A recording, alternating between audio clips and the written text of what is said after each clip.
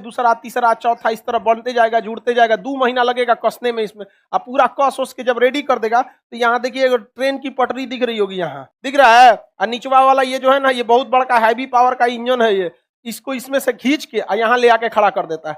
और अगर यहाँ देखेंगे तो नीचे में आपको एक नाली टाइप का यहाँ बना हुआ दिखेगा, यहाँ पर दिखेगा, यहाँ पे ऐसे दिख रहा है, ये नाली टाइप का ऐसे बना हुआ है नीचे से इस तरह। जब ये रॉकेट छोड़ेगा, यहाँ पे धुआं छोड़ेगा, तो ये पूरा धुआं इधर से क्या होगा, आग जो है इधर से निकल जाएगा, साइड साइड में निकल जाएगा। नहीं तो अगर नीचवा गड्ढा नहीं करेगा ना, फुल अगिया ये अपने में जला लेगा पूरा, ले जल गया यहाँ पर। तो नीचे क्या दे देता है, एक तो गैप दे देता है, धुआं नीचे जाएगा और यहाँ से निकलने का रास्ता दे देगा, और ये सीधे इसे उड़ के चला जाता है।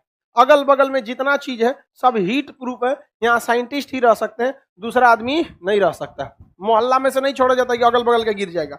उसके अलावे इसको जब छोड़ा जाता है तो वहां से इसे अक्सर समुद्र के किनारे वाले जगह से ही छोड़ना चाहिए, ताकि अगर बाई दी वे कभी ये गिर भी जाए खराब होके, तो कहाँ गिरता है, समुद्र में जाकर गिरे। यहाँ पर भारत सैटेलाइट को कहाँ से लॉन्च करता है, श्रीहरिकोटा से। यहाँ पे है आंध्र प्रदेश के पास श्रीहरिकोटा। और अंतरिक्ष में जब छोड़ेगा तो ऐसे खड़े तो छोड़ा नहीं जाता है, जैसे पृथ्वी घूम रही इस तरह से छोड़ा जाता है, तो एकदम खड़े नहीं छोड़ा जाता, हल्का सा इस तरह से छोड़ता है, इसे तिरछाई से। क्योंकि पृथ्वी जिधर डायरेक्शन में घूमेगी, पृथ्वी किधर से घूमती है, पश्चिम से पूरब। तो ये पश्चिम है ना, ये पूरब है, तो पृथ्वी किधर से घूमती है, पश्चिम से पूरब। तो सैटेलाइट को किधर से छोड़ता है, पश्चिम से पूरब।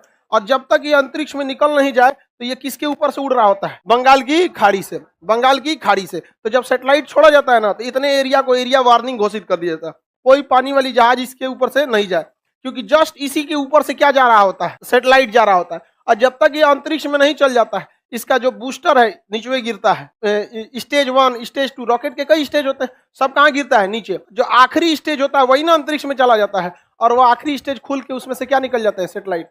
और जो एरिया वार्निंग डिक्लेयर कर दिया गया, इसी में कोनो अपना जहाज लेके चला आया पिकनिक मनाने, ओके ऊपर गिर गया बूस्टर बाद, हाँ ऐसे बन गया उसका पिकनिक। अब वो केस करेगा भारत के ऊपर, तो भारत क्या करे, बैल कहीं का।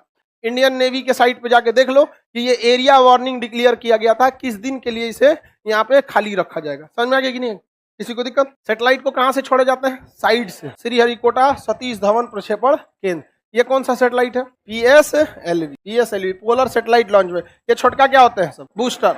ये अलग अलग स्टेजेज में क्यों बनाए जाते हैं, अलग अलग जगह पे अलग अलग पावर की जरूरत होती है। जिस तरह से गाड़ी में अलग अलग गियर होता है ना, ऊंचाई पे चढ़ाना है तो 1 के गियर में चढ़ाइए, स्पीड भागना है 6 के गियर में भाग जाइए, यहाँ पर 6 में भाग जाइए एक बार, 6 से तगड़ा स्पीड तो कोई देगा नहीं यहाँ पे।